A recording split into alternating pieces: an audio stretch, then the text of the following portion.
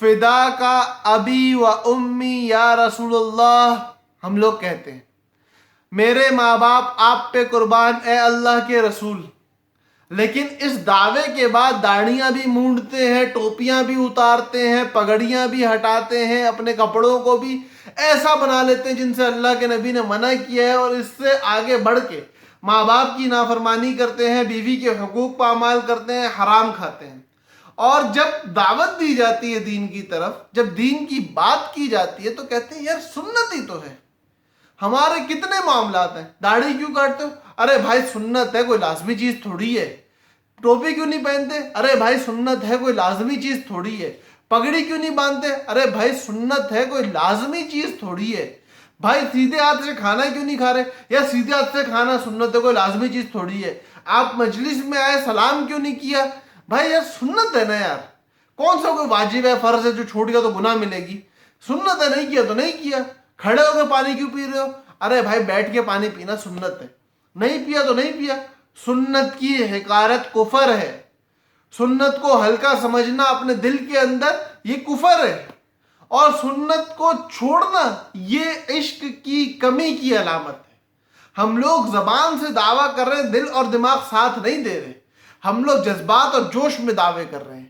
خدا کے لیے اس نبی کی شان کو سمجھو جو نبی یہ بات فرما رہا ہے۔ اللہ کے نبی فرماتے ہیں، ابن ماجہ اور ترمذی کی حدیث ہے، مشکات نے اس کو نقل کیا ہے، حدیث کے اندر آتا ہے کہ آسمان سے اللہ کی طرف سے آنے والا آیا اور آ کے اس نے ہمیں اختیار دیا، یا تو ہماری آدھی امت جنت میں چلی جائے یا ہم شفاعت کا حق لے لیں۔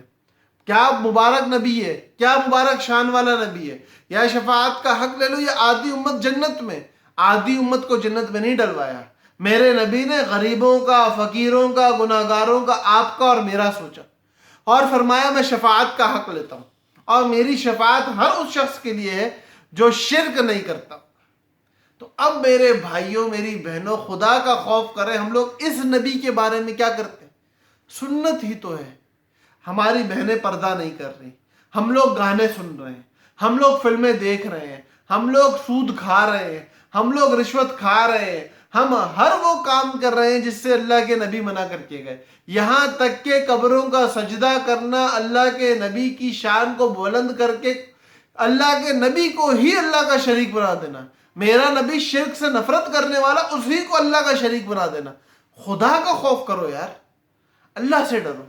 میرے بھائیوں، صرف اتنا پیغام دینا مقصود ہے کہ جب ہمارا دعویٰ عشق نبی کا ہو تو ہمارا عمل بھی عشق والا ہو، جب ہمارا دعویٰ حب رسول کا ہو تو ہمارا عمل بھی حب رسول والا ہو۔ اور ان المحب لمن یحب مطیع، کہ جو بندہ کسی سے محبت کرتا ہے تو اپنے محبوب کا مطیع اور فرما بردار بن جاتا ہے۔ تو آج ہم اس بات کی بنیاد رکھیں کہ ہم حضور کے فرما بردار بنیں گے۔ حضور نے فرمایا میری آنکھوں کی ٹھنڈک نماز میں ہے، ہم حضور کی آنکھوں کو ٹھنڈا کریں گے۔ حضور صلی اللہ علیہ وسلم نے ماں باپ کی اطاعت، بیوی کے حقوق ہمیں کر کے دکھائے، کس طرح پورے کرنے، ہم یہ کام کریں گے۔ پڑوسی کا حق، بڑے بھائی کا حق، خالہ کا حق، چاچے کا حق، ہمارے دین نے ہمیں بتایا۔ مغفرت چاہیے، خالہ کی خدمت کرو، چاچا باپ کی طرح ہے، بیوی کی سہیلیوں تک سے اللہ کے نبی نے حسن سلوک کیا۔ ماں باپ کے دوستوں کے ساتھ حسن سلوک کرنا والدین کے لیے نیک اور صالح اولاد بننے کا ذریعہ ہے۔ تو اب جب ہمارے سامنے اللہ کے نبی کی یہ باتیں ہیں تو ان کو پورا کریں گے۔ اللہ کے نبی فرماتے ہیں کہ سود نہیں کھانا چاہیے، ہم نہیں کھائیں گے۔ اللہ کے نبی صلی اللہ علیہ وسلم کی احادیث میں ملتا ہے غیبت نہیں کرنی چاہیے، ہم نہیں کریں گے۔ اللہ کے نبی صلی اللہ علیہ وسلم کی احادیث میں ملتا ہے کہ باحیا، باکردار زندگی جینی چاہیے، بے حیائی نہیں کرنی چاہیے، ہم نہیں کریں گے۔ تو اس لیے میرے بھائیوں، میری بہنوں، آج سے سنت کو زندگی میں لانے کی کوشش کرو۔ ایک طریقہ بتاتا ہوں، یہ ایک کتاب رکھی ہوئی ہے، اس کتاب کا نام ہے اسوہ رسول اکرم صلی اللہ علیہ وسلم۔ آج ڈاکٹر عبدالحی عارفی صاحب کی لکھی ہوئی کتاب۔ اگر ہمت طاقت ہو تو اس کتاب کو مارکیٹ سے جا کے خرید لو، ہر جگہ ملتی ہے۔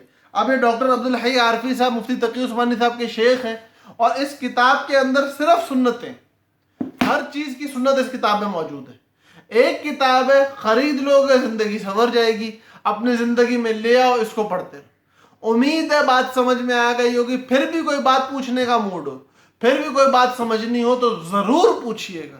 اللہ پاک ہم لوگوں کا حامی و ناصر ہو, ہمیں دین سیکھ کر زندگی گزارنے والا بنائے, حضور کی محبت کو ہمارے دل میں پیوست کر دے, اور ہمیں مرتے دم تک حضور صلی اللہ علیہ وسلم کا عاشق بنا کے رکھے. السلام علیکم ورحمۃ اللہ وبرکاتہ.